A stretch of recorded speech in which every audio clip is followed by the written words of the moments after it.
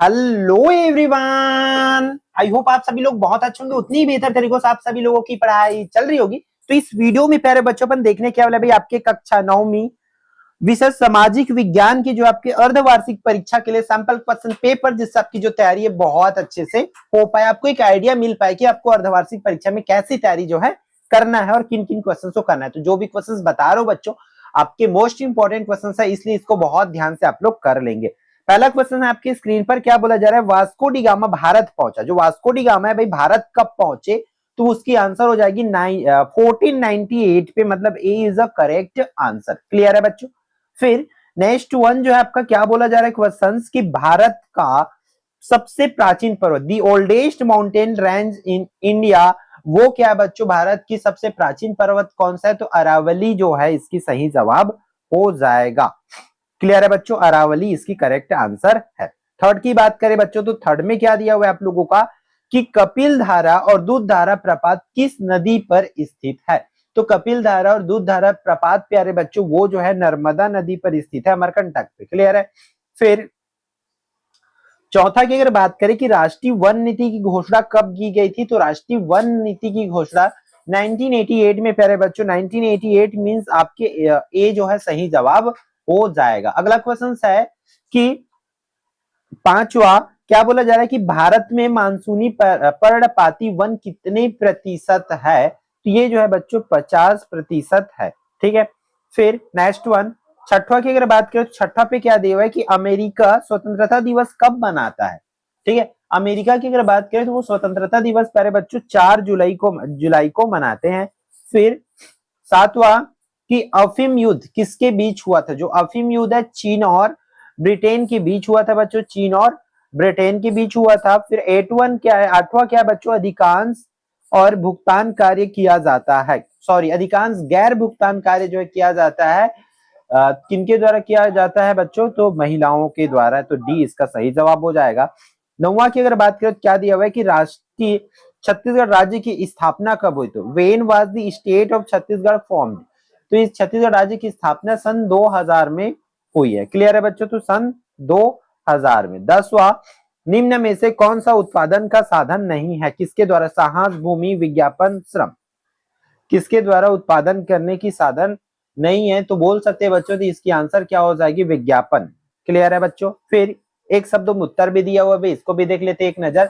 छत्तीसगढ़ की किस दिशा में नेपाल है, तो छत्तीसगढ़ से अगर बात करें तो नेपाल जो है उत्तर दिशा में है। दूसरा कि भारत में कितने जनजाति समूह है, तो भारत में लगभग 600 जनजाति समूह है बच्चों, जो कि माना यह जाता है कि 750 करके। क्लियर है बच्चों। फिर उत्तरी मैदानों का निर्माण किस मृदा से हुआ है बच्चों, तो उत्तरी मैदानी निर्माण किस मृदा से हुई, तो जलोद मृदा से। क्लियर है बच्चों, जलोद मृदा यहाँ पर लिखेंगे। फिर कोरोमंडल तट पर अधिकतर वर्षा किन कारणों से होती है, तो वो जो होती है चक्रवात के कारण। क्लियर है बच्चों। फिर अगला क्वेश्चन है आपका, नदी जिस स्थान से निकलती है उसे क्या कहते हैं, तो उसको बच्चों उद्गम स्थल कहते हैं। ये आपको याद रखना है।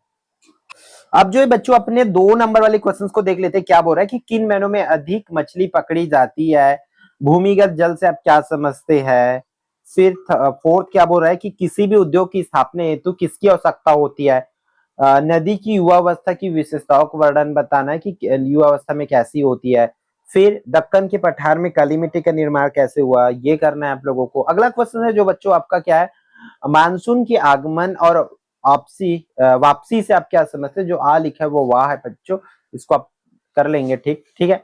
प्रश्न क्रमांक 8वां, युवा लोग लीबिया को किस तरीका का राज्य बनाना चाहते थे, ये आपको बताना है बच्चों। फिर 9वां प्रश्न क्या दिया हुआ है कि आपके मोस्ट इंपॉर्टेंट है, लोकतंत्र में जन भागीदारी से आप क्या समझते हैं, या जन भागीदारी को आपको समझाना है।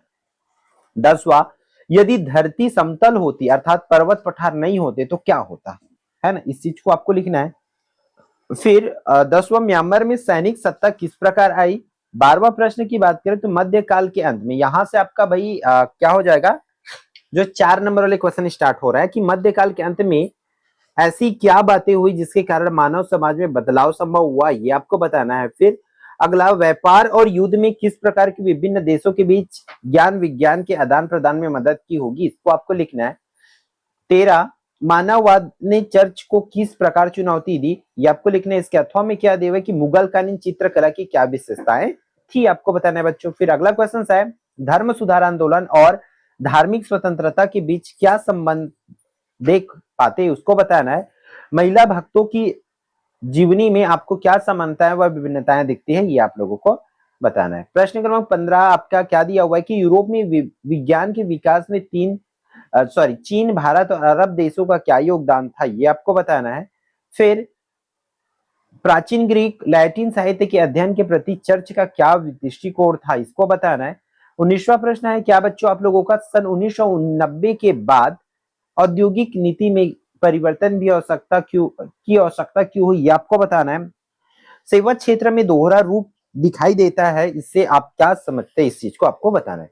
उसी तरह प्रश्न क्रमांक 17वां क्या बोल रहा है कि लोकतंत्र के पक्ष और विपक्ष में तर्क देना है। आप लोकतंत्र में अपनी भागीदारी किस तरह से निभा सकते हैं।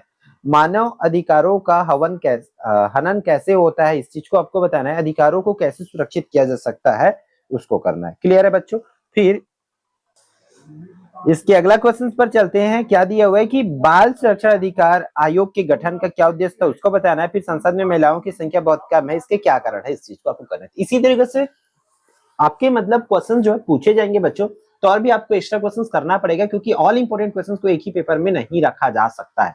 ठीक है, तो बच्चों इस वीडियो में इतना, फिर मिलते हैं आने वाले इंपोर्टेंट वीडियो में। जय जोहार, जय छत्तीसगढ़।